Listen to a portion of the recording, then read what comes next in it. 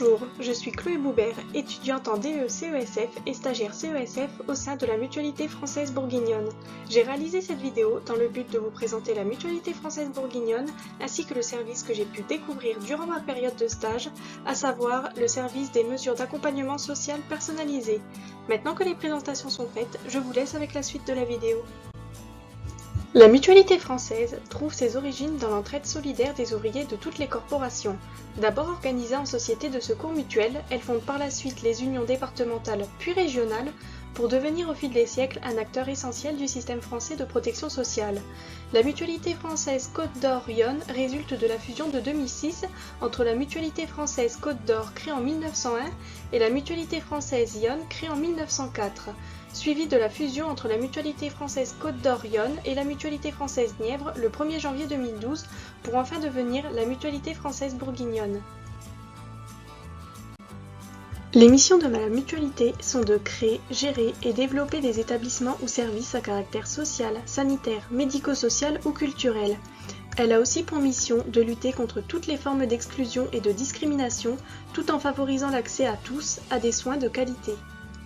La Mutualité française est actuellement à la tête de 135 établissements et services de santé accessibles à tout public, qu'ils soient adhérents ou non. Elle compte à ce jour 4300 collaborateurs, dont 656 travailleurs en situation de handicap, et regroupe 142 métiers du secteur médico-social allant du médecin au travailleur social. Les différents établissements gérés par la Mutualité française bourguignonne accueillent un panel de publics divers en fonction des besoins du territoire. Ainsi, l'on retrouve des enfants et des familles, des personnes en situation de handicap, des personnes âgées ou encore des personnes en situation de précarité.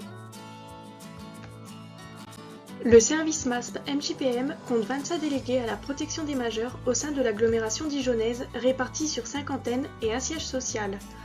On retrouve le siège social SMJPM SMASP ainsi que l'antenne Robert Force à Quetigny et les antennes Bourroche et Concorde au sein de la ville de Dijon, sans oublier l'antenne de Beaune et l'antenne de Montbard. Le service de mandataire judiciaire à la protection des majeurs assure sous mandat du juge de la protection des libertés les mesures de protection civile que nous connaissons, à savoir la sauvegarde de justice, la curatelle, la tutelle ou encore la mesure d'accompagnement judiciaire. L'objectif de ces mesures est la protection des personnes qui se trouvent, en raison de l'altération de leurs facultés mentales ou corporelles, dans l'incapacité de pourvoir seules à leurs intérêts.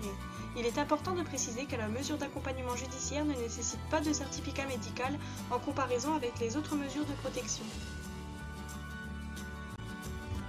Si les mesures de protection judiciaire ont pour mission de pallier un manque de facultés des personnes concernées, la mesure d'accompagnement social personnalisé, elle, a pour mission d'accompagner les personnes dans le recouvrement de leur autonomie. La mesure prend la forme d'un contrat qui contient des engagements réciproques entre le travailleur social, le département et le bénéficiaire.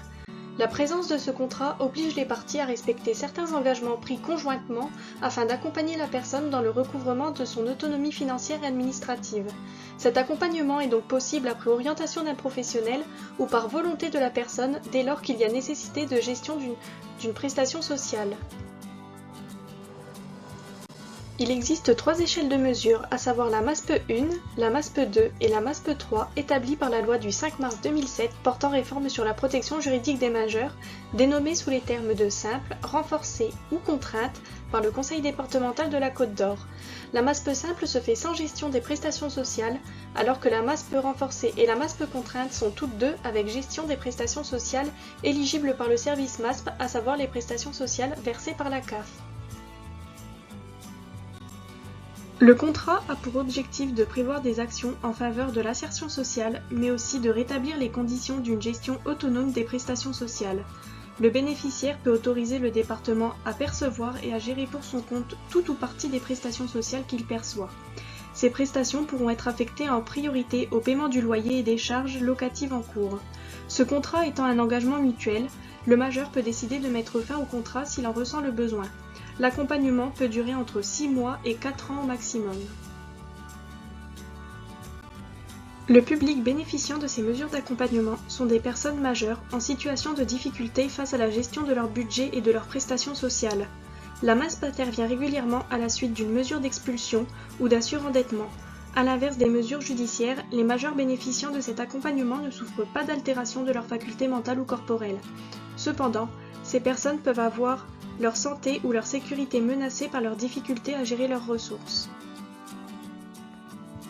Vous souhaitez approfondir vos recherches sur la mutualité française bourguignonne ou sur les services MASP et LGPN, vous trouverez 3 liens pour vous y aider. Je vous remercie d'avoir regardé cette vidéo et j'espère qu'elle vous aura aidé à en apprendre davantage sur les différents services présentés. Bonne recherche!